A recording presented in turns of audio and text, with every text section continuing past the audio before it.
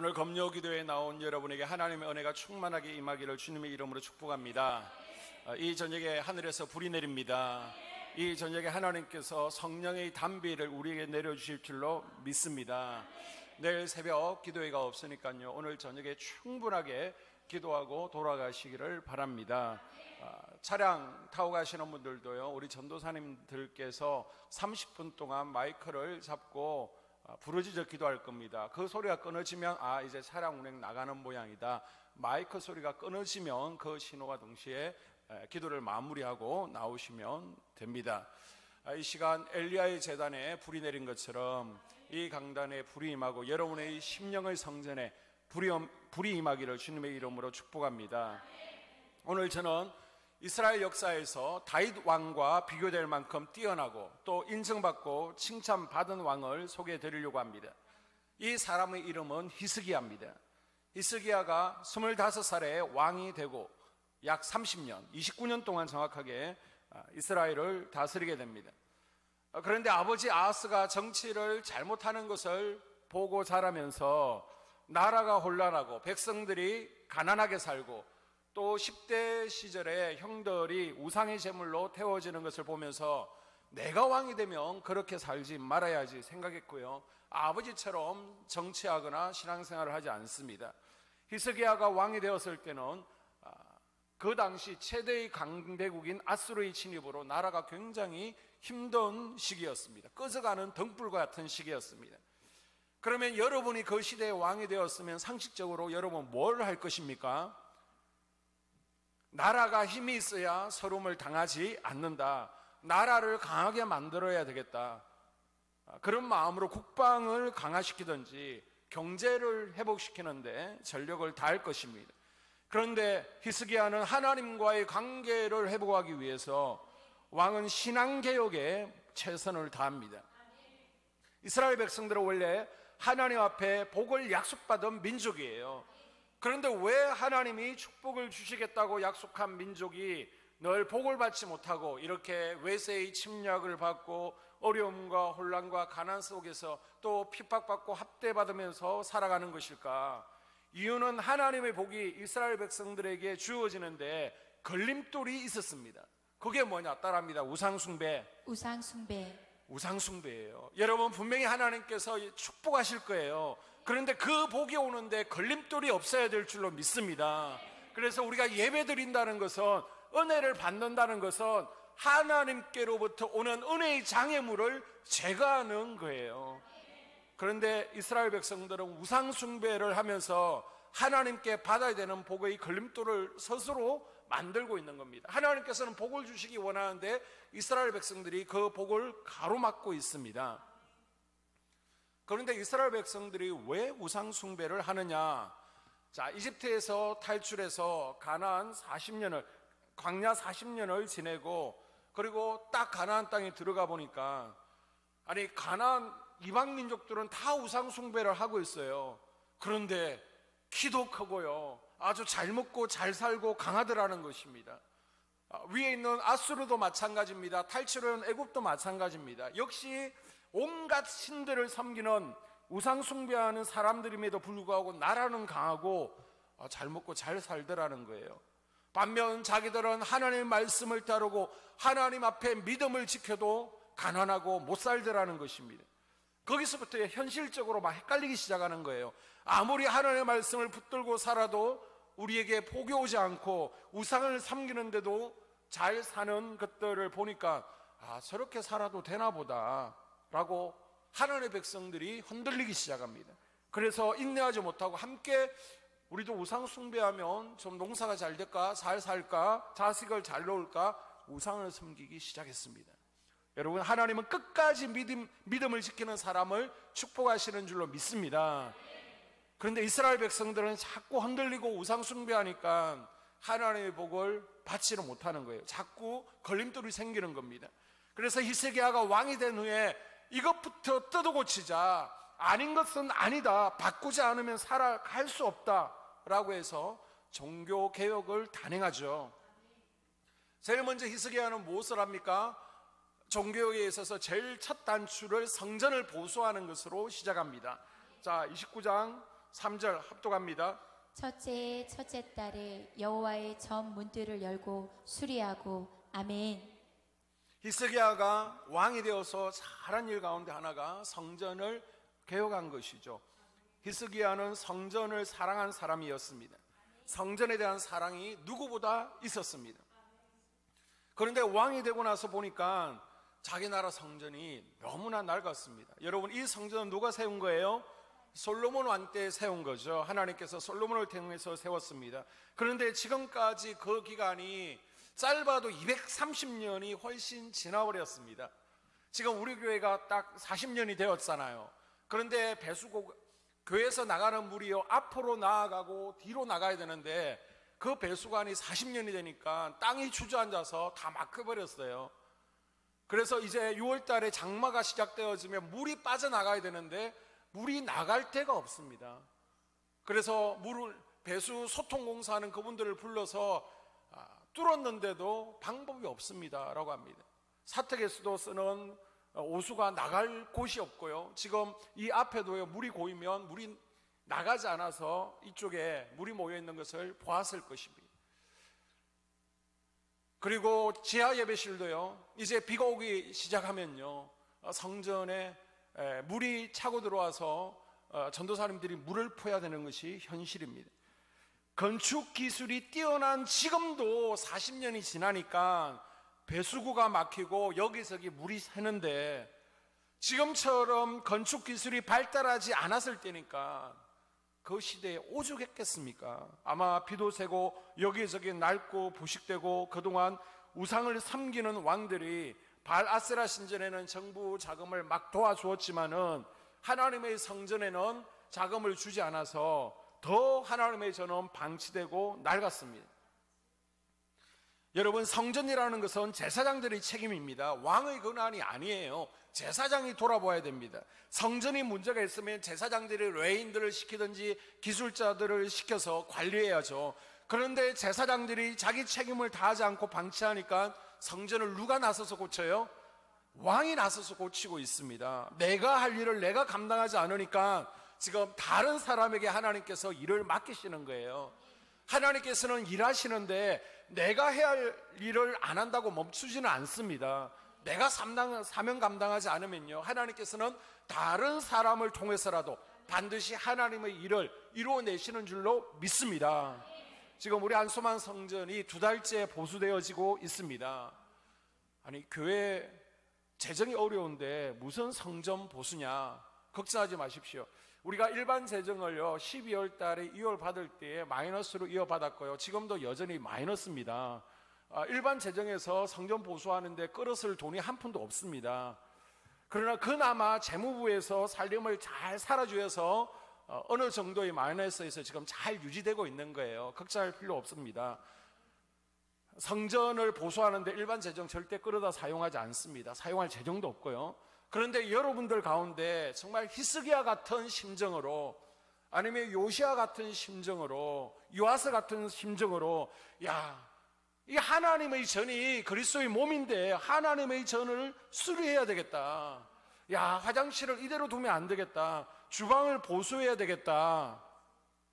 새벽 기도실에 물이 들어오고 여름이면 습기가 차는데 보수해야 되겠다. 본당 스크린 한쪽 보니까 너무 힘이 들어요. 그래서 마이크도 지지직거리고, 그래서 새로 마이크도 바꿔야 되겠다. 우리가 온라인 예배를 드렸는데요, 세상에 온라인 예배를 드리면서 스마트폰으로 찍어서 올리는 교회가 어디에 있습니까? 그래서 영상 카메라를 구입해야 되겠다. 이렇게 특별히 헌금을 하시는 분들이 계세요. 그분들이 목적 헌금을 하셔서 그 목적에 따라서 지금 공사가 시작되는 것입니다. 이분들요, 넉넉한 중에 드린 거 아닙니다. 많은 것 가운데 드린 거 아니에요. 헌금하신 들 보면요, 대부분이 없어요. 그런데 대출을 받아서 성전이 더 급하니까 어디서 끌어모아서 하나님 앞에 드린 거예요. 우리 드린 분 가운데 한 분은요, 한 달에 80만 원을 봅니다. 그런데 2천만 원을 하나님께 드리려고 그러면요, 3년 생활비를 전액을 드려야 되는 거예요. 그런 마음으로 하나님께 드려서 시작된 것입니다. 절대 낭비가 아니에요. 여러분, 세상에 이런 일이라는 포로가 있잖아요. 보게 되면 집에 쓰레기를 잔뜩 쌓아두고 사시는 분들이 있습니다. 그분들을 가만히 보게 되면요, 그분들의 정신이 맑지가 않습니다. 여러분 중에도 지금 우울하고요, 답답한 분들 계십니까? 먼저 집부터 깨끗하게 치우고 정리하십시오. 그래야 정신도 맑아지는 거예요. 여러분, 교회도 마찬가지입니다. 교회가 술이 보수되지 않고요, 방치되고 있다면 그 교회는 영적 상태가 절대 건강할 수 없다는 거예요. 이제 우리가 6.25도 또 겪으신 분들도 있고요, 또 불편한 생활에 너무 익숙해져서 교회가 지금 불편한 것이 있는지 깨끗한지 잘 모를 수 있어요. 또 11시 예배만 드리고 가니까 불편한 거 없죠. 뭐가 불편하냐라고 얘기할 수 있어요. 그런데 이제 지난해 4월 달에 이사 왔을 때에 우리 권사님 중에 한 분은 새벽 기도실을 내려가 보고 깜짝 놀라셨습니다. 아니, 이런 곳에서 우리가 예배를 드려? 그런데 지금은 아무렇지도 않대요. 이미 익숙해져 버린 겁니다. 저도 마찬가지인 것 같아요. 처음에 왔을 때 이렇게 음향을 보면서 소리를 들어보면서 동굴 속에서 예배 드리는 것 같다. 소리가 너무 울려가지고 듣기도 힘이 들고요, 울려서 설교하기는 더 힘이 들었습니다. 이게 설교를 어떻게 하고 있는 거지? 막 제 소리가 제대로 안 들리고 울리니까 설교하기가 너무 힘이 들었습니다. 근데 우리가 음향공사를 한 게 아니잖아요. 그런데 지금은 말짱해요. 괜찮아요. 이미 익숙해져 버린 거예요. 아멘 하시면 안 됩니다. 그만큼 우리는 익숙하게 살아간다는 거예요, 불편함에 대해서. 그런데 문제는 뭐냐? 이제 하나님께서 보내주시는 탐방객들이 있잖아요. 사도행전 2장의 말씀처럼 하나님께서 날마다 구원받는 사람들을 더하게 하시리라. 그래서 감동시켜서 성도들을 보내줍니다. 또 내년에 도마 800에 1880세대가 입주하면 가까운 교회 다녀볼까? 하나님께서 감동하셔서 우리 교회를 와볼 테인데 오기를 바라시는 분이 아무도 안 계시네요.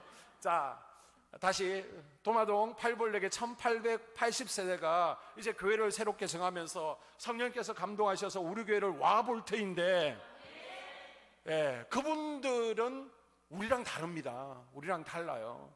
교회 분위기, 청결 상태를 먼저 보게 됩니다.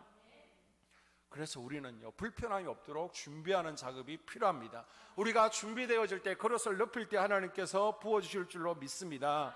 하나님께서는 학계 선지자를 통해 포로 후기 이후의 백성들을 책망하고 계십니다. 그것이 학계서 1장 3절에서 11절에 나와 있는데요, 한번 읽어주세요. 여호와의 말씀이 선지자 학계에게 임하여 이르시되 이 성전이 황폐하였거늘 너희가 이때 판벽한 집에 거주하는 것이 옳으냐. 너희가 많이 뿌릴지라도 수확이 적으며 먹을지라도 배부르지 못하며 마실지라도 흡족하지 못하며 입어도 따뜻하지 못하며 일꾼이 삭을 받아도 그것을 구멍 뚫어진 전대에 넣음이 되느니라. 너희가 많은 것을 바랐으나 도리어 적었고 너희가 그것을 집으로 가져갔으나 내가 불어버렸느니라. 나 만군의 여호와가 말하노라. 이것이 무슨 까닭이냐. 내 집은 황폐하였을 때 너희는 각각 자기의 집을 짓기 위하여 빨랐음이라. 그러므로 너희로 말미암아 하늘은 이슬을 그쳤고 땅은 산물을 그쳤으며 내가 이 땅과 산과 곡물과 새 포도주와 기름과 땅의 모든 소산과 사람과 가축과 손으로 수고하는 모든 일에 한재가 들게 하였느니라. 아멘. 아멘. 하나님께서 학계 선지자를 통해서 백성들에게 뭐라고 말씀하십니까? 너희들은 좋은 집에 거하면서 하나님의 전은 방치하고 있느냐? 어떻게 너희들은 넓은 아파트에 살고 있으면서 하나님의 교회는 이렇게 보수하고 있지 않느냐라고 책망하시는 거예요. 하나님을 사랑한다면 교회를 먼저 돌아보아야 됩니다.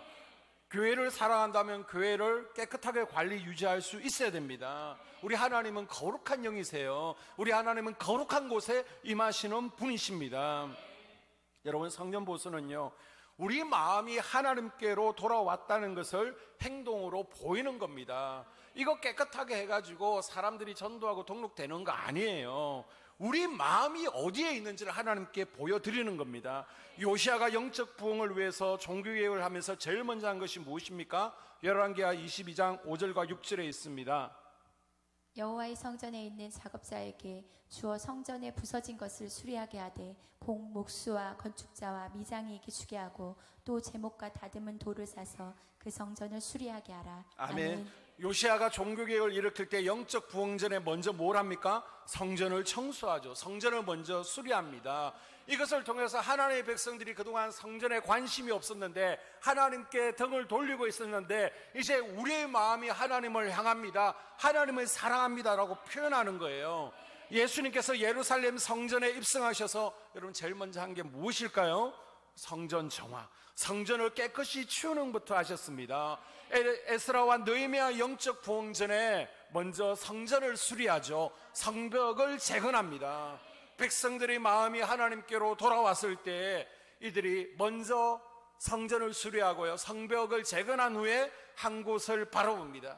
주님을 바라보면서 주님의 몸인 성전을 돌아봅니다. 이렇게 하나님을 사랑하는 것을, 우리가 여호와 신앙으로 돌아왔다는 것을 이렇게 성전에 관심을 가지고 성전을 돌아봄으로 교회에 표현한 거예요. 이렇게 백성들이 한 마음으로 하나님을 돌아보고 한 곳에 시선을 고정하고 모을 때에 그때 영적 부흥이 임한 줄로 믿습니다. 우리 마음이 성전을 향하고 있었다면 우리 눈에도 수리해야 될 것들이 많이 보였을 것입니다. 이제 시선을 주님께로 돌리라는 거예요. 우선순위를 다른 곳에 두지 말고 먼저 성전을 돌아보는 곳에 우선순위를 돌아보라는 겁니다. 성전 보수공사를 하면서 또 자원하는 마음으로 리모델링 헌금을 하시는 분들이 있잖아요. 그분들을 보면서 부담스러워하면서 그런 분들이 있는데, 괜찮아요. 헌금 못 하셔도 됩니다. 형편대로 하세요. 그냥 기도만 해주셔도 됩니다. 건축원금이 부담스럽다고 교회를 떠나지는 마세요. 5천만 원 대출 받아봤자 이자 10만 원, 15만 원도 안 됩니다. 한 달에 15만 원요, 우리가 교회를 제대로 돌아보지 않아서 세워나가던 전기세나 관리비만 줄이면 충분히 갚을 수 있어요. 절대 부담 가지지 않으셔도 됩니다. 대신 기도는 해 주셔야 됩니다.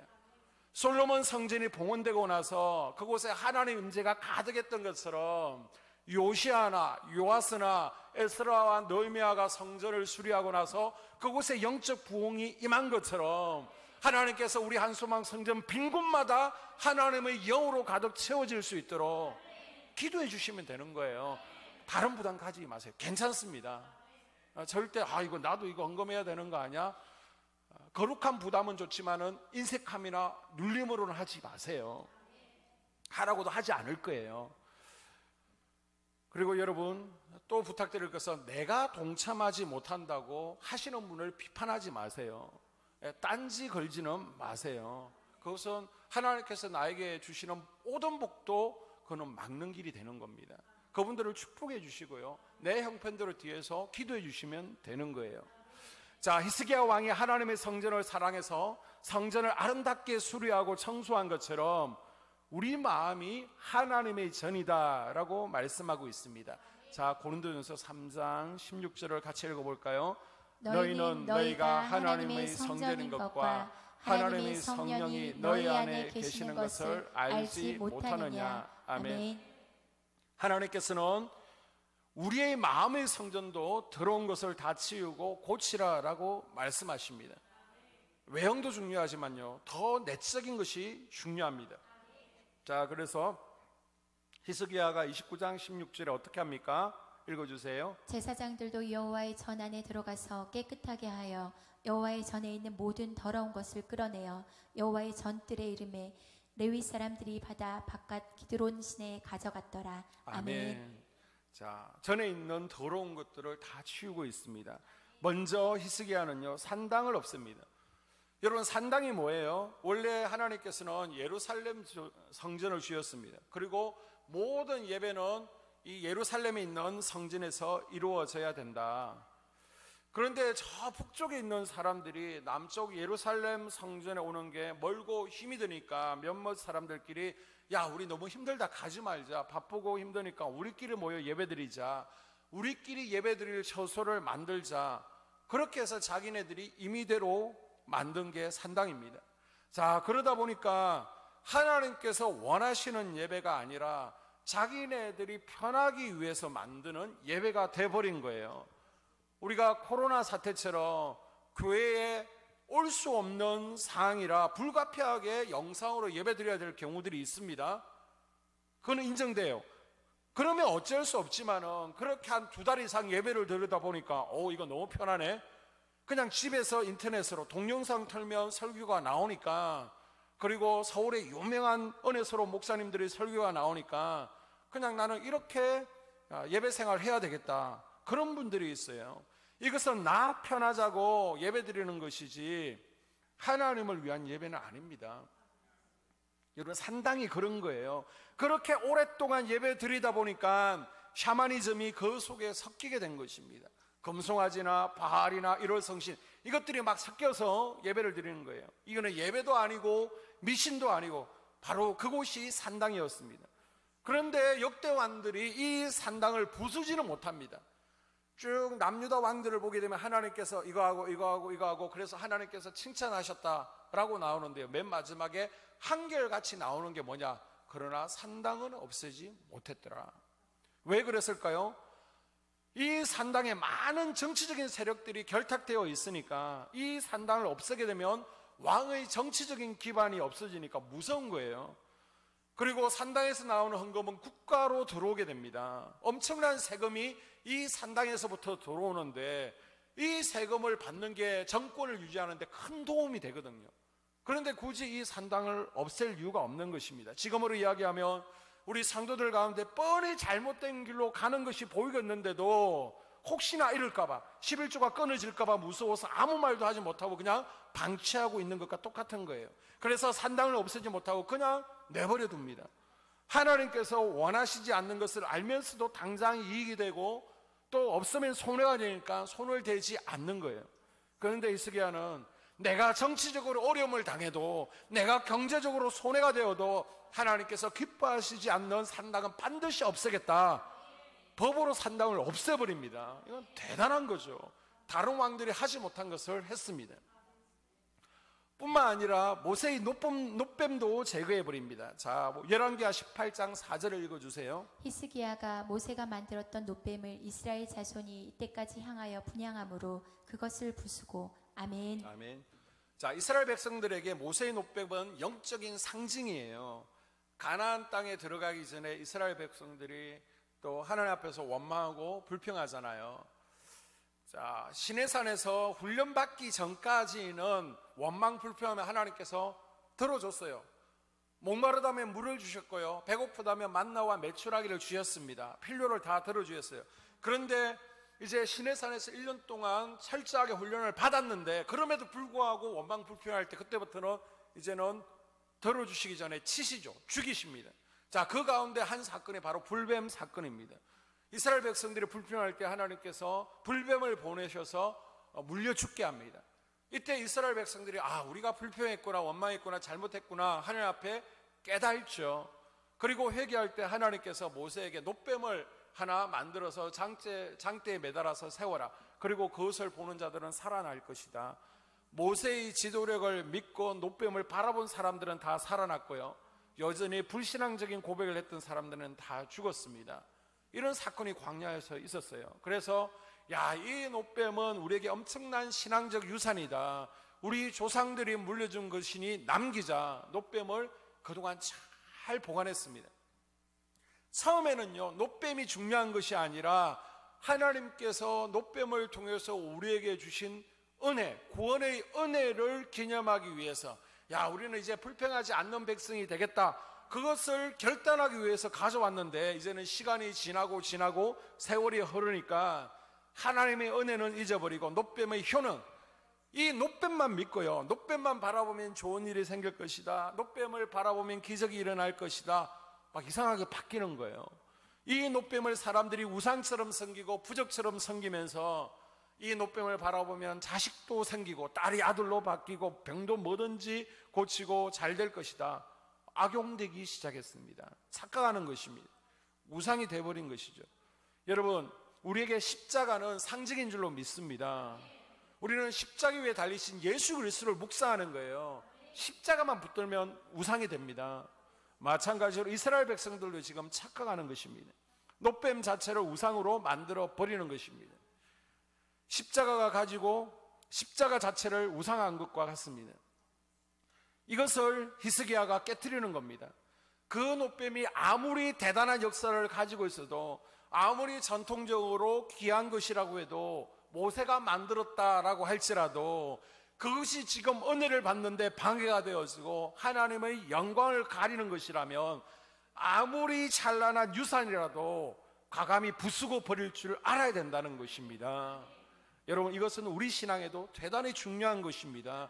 과거에 아무리 대단한 것일지라도 지금 은혜를 구하는데 방해가 되어지고 지금 내가 하나님을 만나는데 방해가 된다면 그 찬란한 신앙의 유산이라, 또 과거라고 할지라도 내려놓고 버릴 줄 아는 것, 이것이 신앙의 개혁인 줄로 믿습니다.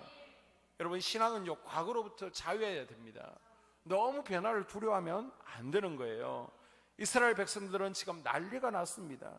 그게 어떤 건데, 모세가 지금 만든 건데 이 역사적인 유물을 버리냐고 난리가 났지만은 히스기야는 저항을 뒤로한 채 과감하게 그 노뱀을 부셔버립니다.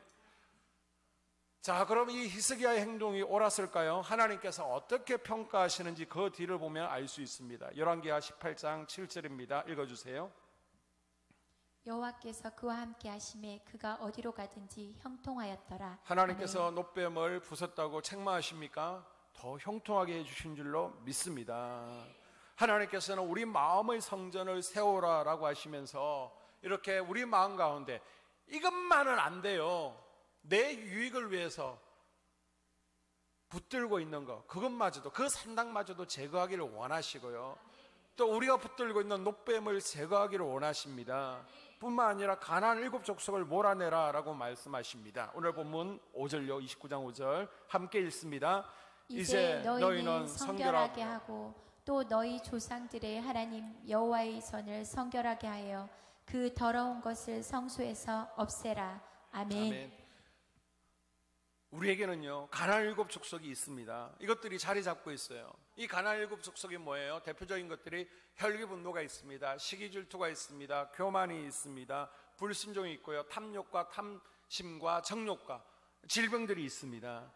그런데 우리가 예수님을 믿고 난 후에는 이제는 우리 마음의 성전에 하나님을 모셔드리고 그곳에서 하나님을 예배하는 영적 예배자로 살아야 됩니다.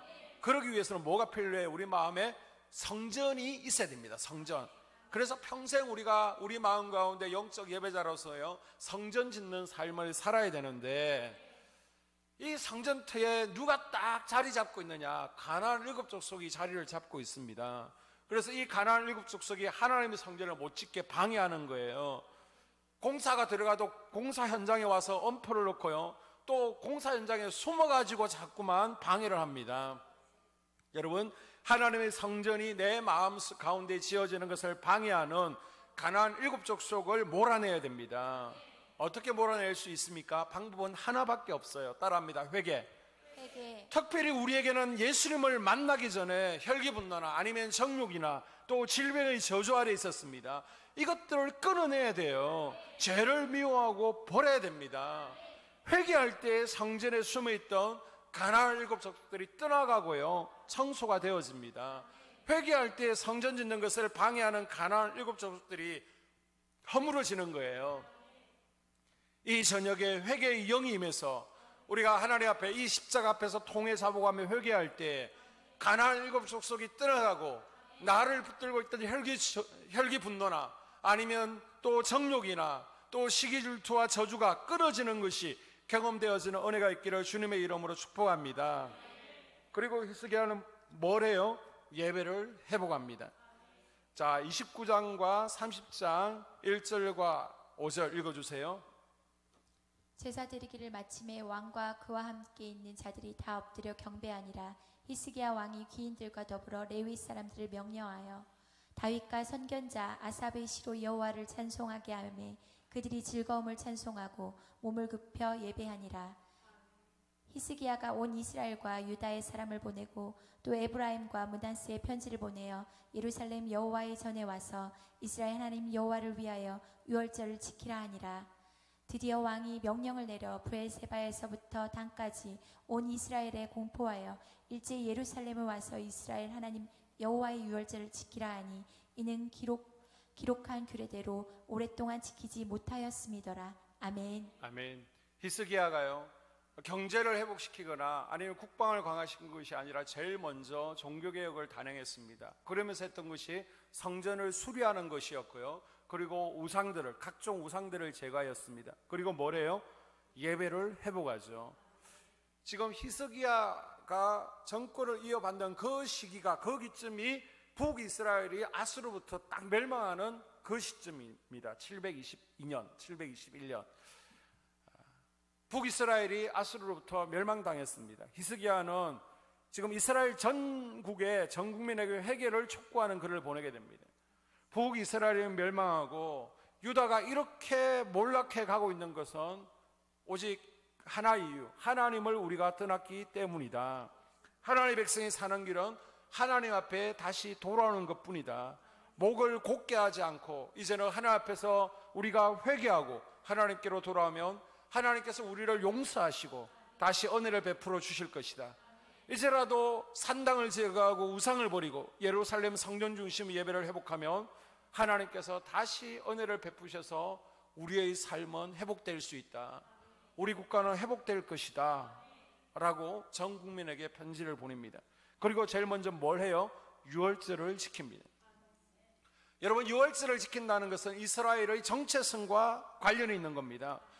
이스라엘을 애굽에서 끌어내신 하나님의 구원을 기억하고 하나님께로 우리가 이제 돌아왔습니다 라는 영적 의미를 가지고 있는 거예요. 단순히 절기를 지키는 게 아니에요. 우리 모든 사람들이 하나님께로 돌아옵니다. 그것을 표현하는 것이 유월절입니다. 그리고 나서 유월절을 지킨 후에 히스기야는 무너진 예배를 다시 세우는 데 집중합니다.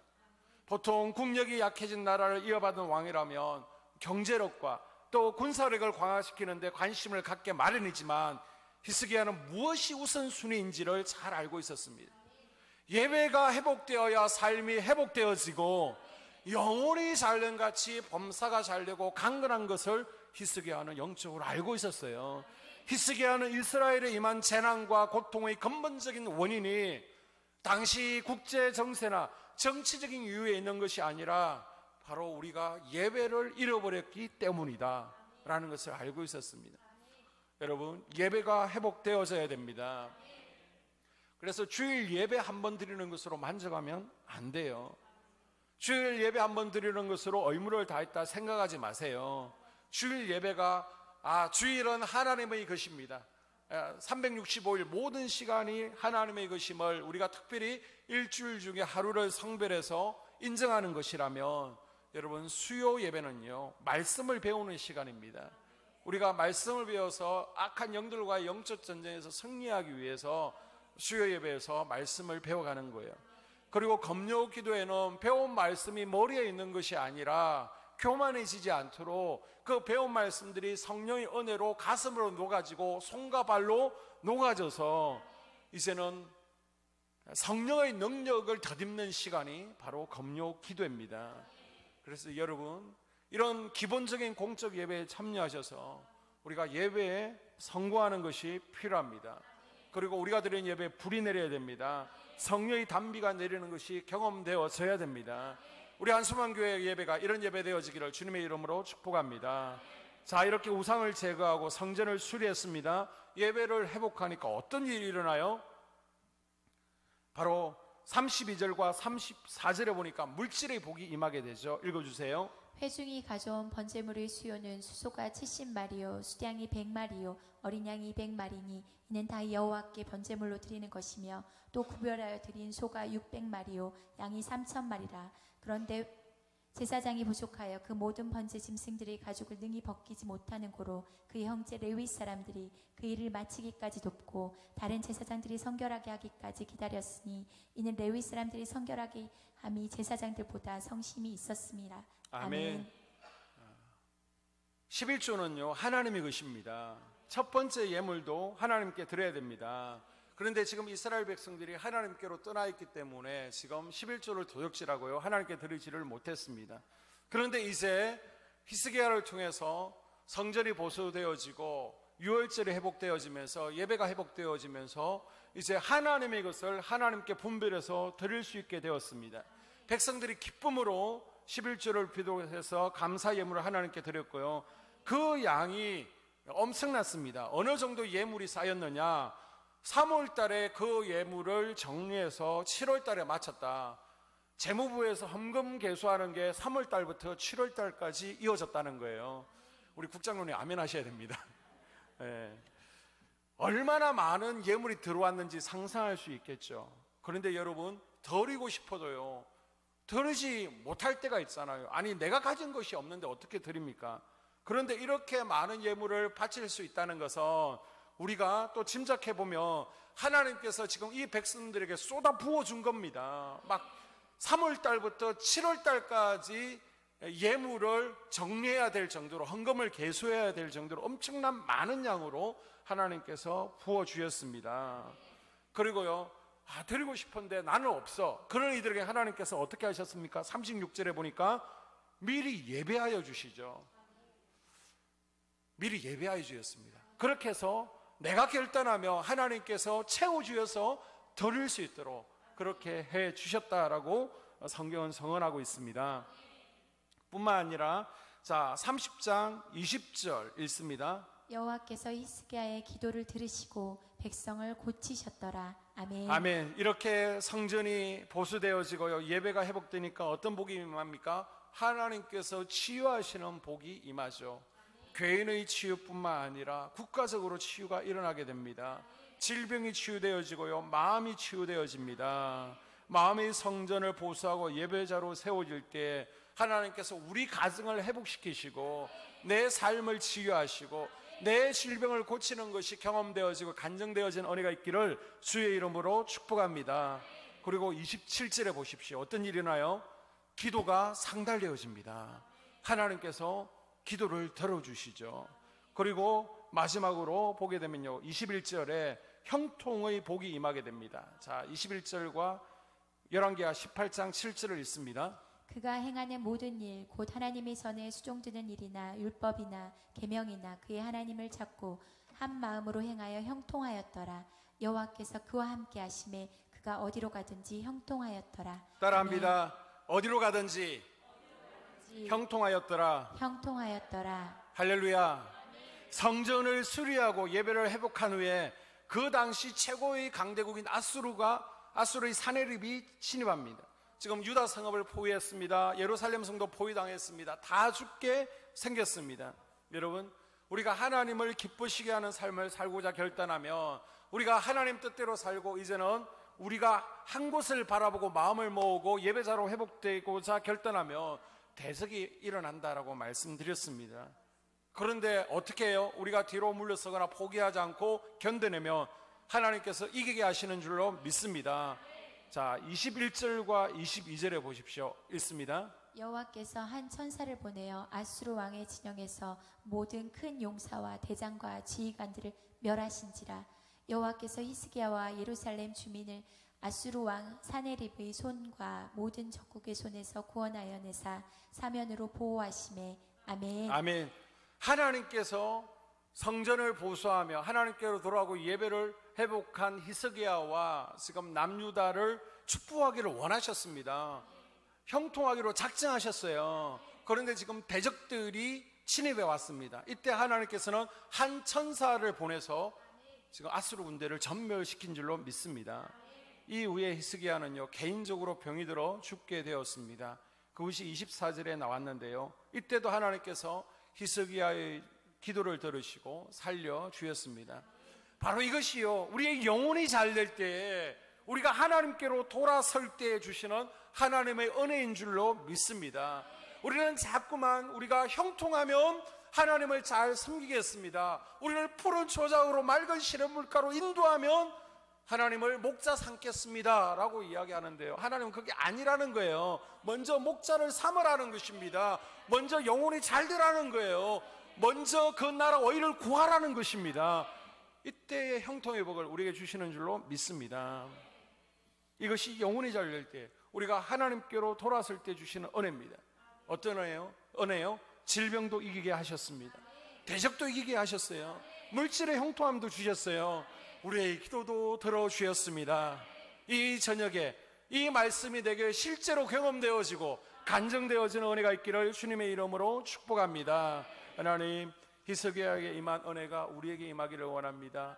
주여, 우리가 주의 전을 보수하며 우리가 하나님을 얼마나 사랑하는지를 표현하기를 원합니다. 우리의 마음이 오직 십자가 바라고 주님께 집중했다라는 것을 고백하기를 원합니다. 또 우리 마음의 성전을 보수하며 나아갈 때에 우리 마음에 우리가 붙들고 있는 산당과 노뱀을 제거하며 가나안 7 족속을 몰아내며 나아갈 때에 또 우리의 예배가 회복되어질 때 하나님께서 우리에게 주시는 복들이 경험되어지기를 원합니다. 치유가 일어나게 하시옵소서. 기도 응답의 은혜가 있게 하여 주시옵소서. 형통케 하여 주시옵소서. 이것이 경험되어지고 간증되어지는 은혜가 있게 하여 주시옵소서.